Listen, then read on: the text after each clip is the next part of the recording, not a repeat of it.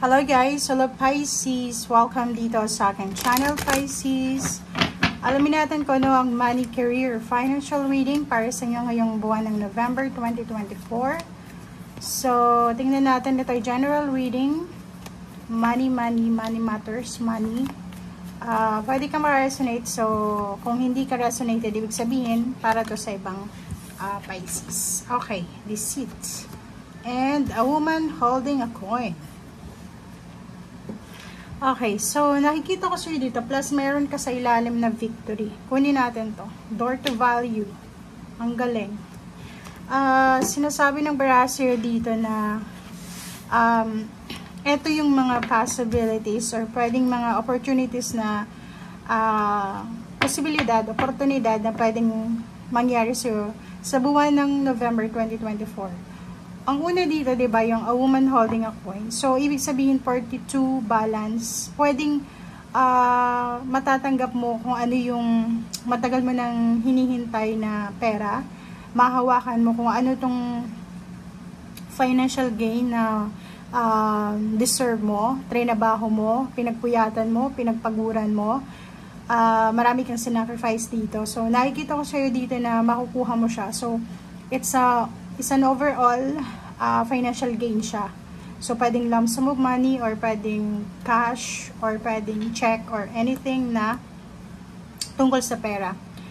Next is 31. So, maraming opportunities, possibilities na magbubukas lalo na sa usaping pera. So, maraming sidelines, maraming mga part-time offer ng trabaho available na part-time jobs or yung mga career na mabilis kumita ng pera like online, using internet, computer, or kahit yung cellphone. So, yung pinto ng money ay posibleng magbubukas sa yung portal to eh. So, it's a portal na pwedeng 31, 3 plus 1 is 4.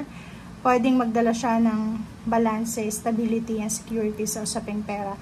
Especially dun sa mga Pisces na medyo may pinagdadaanan kayo mga financial scarcity, or medyo mahigpit sa usaping pera, constraints.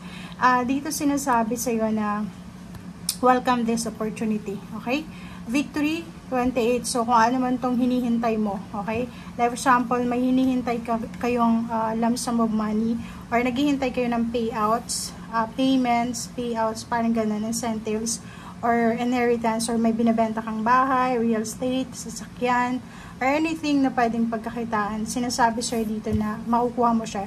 It's complete na. Complete na this month. So, kung ano man ito, na confirmation, answers, result, positive ito na pabor sa'yo, na makukuha mo yung victory.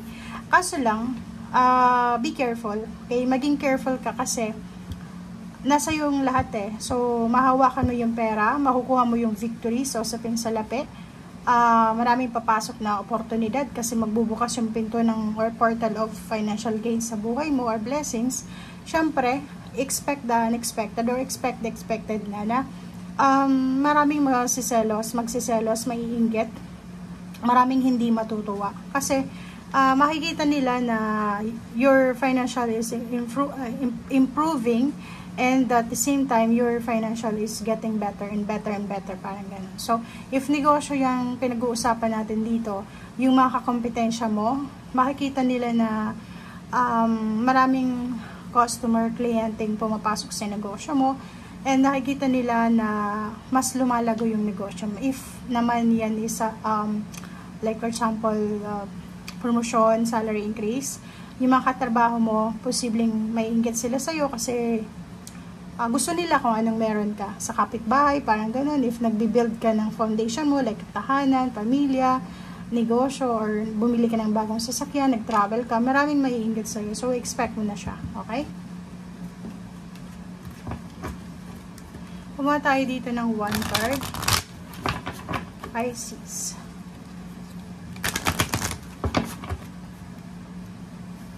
Okay. Well-being. So, yung well-being dito, ito yung whole system mo. So, sinasabi ng Barasir sa'yo na wag mong kakalimutan yung iyong personal life, like physical body. So, this month of November, wag masyadong magpakapagod. So, work hard, play hard, parang gano'n, work wisely, parang gano'n. So, kailangan mong maging matalino sa kung saan mo binibigay yung energy mo, yung effort mo, parang gano'n. Kasi, importante yung well-being mo. So, ibig sabihin yan, dahan-dahan lang tayo. Huwag nating masyadong agurin ang ating katawan. Huwag nating masyadong abusuhin ang ating health. Okay? Kumuha tayo dito ng 1 card lang. Okay. Harmony. So, nakikita ko siya dito na may harmony, balance, and security na posibleng darating sa'yo. Hindi lang sa'yo, kundi sa pamilya mo. Like, for example, may iba sa'yo na siguro ikaw yung tumatayong breadwinner sa family or sa isang relationship, and nakikita natin dito na magkakaroon ng balanse. So pwedeng dalawang tao na yung parang nag-handle ng mga expenses sa family, or pwedeng may katulong ka na or may katuwang ka na, parang ganun. So harmonious. And at the same time, pero itong pinag-uusapan natin, pero lumalabas yung pamilya. So, sinasabi ng Barasser dito na nakafocus ka sa well-being, sa kalagayan ng pamilya mo and harmony ng pamilya mo. So, parang gagawin mo yung lahat para ibigay sa kanila yung parang best life, lalo na sa usaping financial. Okay? Okay. Wow, the Tower card. And then, Ace of Swords. So, nakikita ko sa'yo dito na yung mga tower moment mo, like, mga confusion, like yung few months na parang confused ka na hindi mo alam kung bakit nangyayari itong bagay-bagay nito sa buhay mo, lalo na sa usaping trabaho, negosyo. But this month, sinasabi na may intindihan mo. So, may understanding tayo dito. Meron tayong awakening. Parang biglang ganun. Biglang may intindihan mo, kaya pala nangyari yon last month. Kaya pala nangyari yun sa buhay ko kasi eto yung result niya. So, parang siya, blessing in disguise. So, kung ano man itong prosperity and abundance na matatanggap mo this November or including December to, kasi yung energy niya is magkadikit, sinasabi na eto ay parang eto na yung outcome or eto yung rason kung bakit may nangyaring hindi maganda sa financial mo for the past months or years. Okay. So, Two of Pentacles, maraming balita dito. Maraming parang connection or marami kang matatanggap na offer. Marami kang matatanggap na information, ideas tungkol sa kung ano yung pwedeng pagkakitaan, sa bahay lang, or basta maraming pwedeng pagkakitaan ka na makikita na pwede mong gawin starting this November, going forward sa mga susunod na taon. Okay, so ang dami. So, 5 of Cups, sinasabi na wag mong sayangin yung panahon. Okay, wag mong sayangin yung energy mo. Dapat decided ka na sa kung ano yung gusto mong gawin. So, it's a preparation siya. So, ibig sabihin, inihahanda mo or kailangan mong ihanda ang sarili mo para sa susunod na taon. Okay? 7 of Pentacles, nakikita natin dito na yung hinihintay mo na lump sum of money or yung hinihintay mo na fruition or harvest season is on the way na. Okay? Next is Wheel of Fortune. So, yun. So, it's overall message para sa inyo na sinasabi na magkakaroon ng pagbabago. So, kung halimbawa for several months, hindi naging maayos yung takbo ng financial mo or pwedeng hindi masyadong naging maganda yung lagay ng mga negosyo nyo, dito sinasabi na may pagbabago. It's a positive card. Major arcana siya. So, isang major events, twist of events na darating sa'yo na siya yung pwedeng magpabago ng takbo ng financial mo. So, hang on, okay? Be still. Okay? 4 of Pentacles, nakikita ko siya dito na sobra kang magiging kuripot. Okay? Or parang sinasabi ng marami, 4 of Pentacles, sobra kang magiging parang focus. Or parang magfo-focus ka sa mga expenses mo, sa paglabas at pagpasok ng financial sa buhay mo. So, ibig sabihin niya is,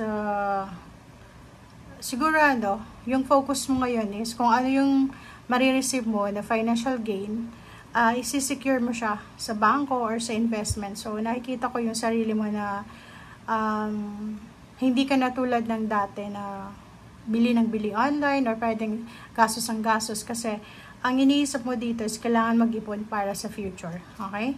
So, the moon card, nakikita ko siya dito na may iba sa inyo na sigurado yung iba na hindi pa masyadong secured yung financial nila. Yung parang hindi masyadong maganda yung takbo ng career nila. Yung parang hindi sila sigurado kung magtatagal sila sa company na yan or yung business na yan. Medyo nag-aalala kayo kung saan kayo kukuha ng pera for the next few months. Pero, nakikita ko sa inyo dito na mababalanse nyo yan. Okay?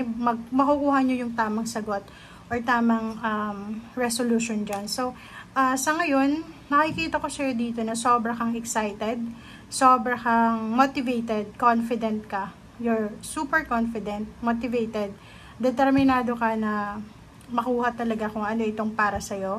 Maipon ito. Ang kagandahan dito is Three of Pentacles.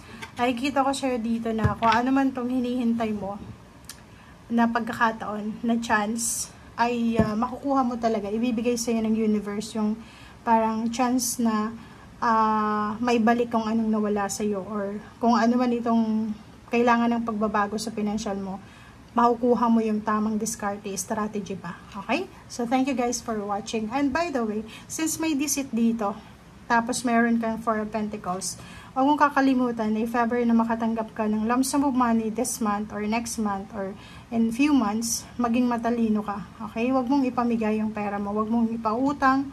And huwag kang masyadong generous kasi at the end of the day, ikaw yung nagtatrabaho, ikaw yung napapagod. And so, kailangan mong i-secure yung foundation mo. I-secure mo yung sarili mo muna. Okay? So, thank you guys. Bye!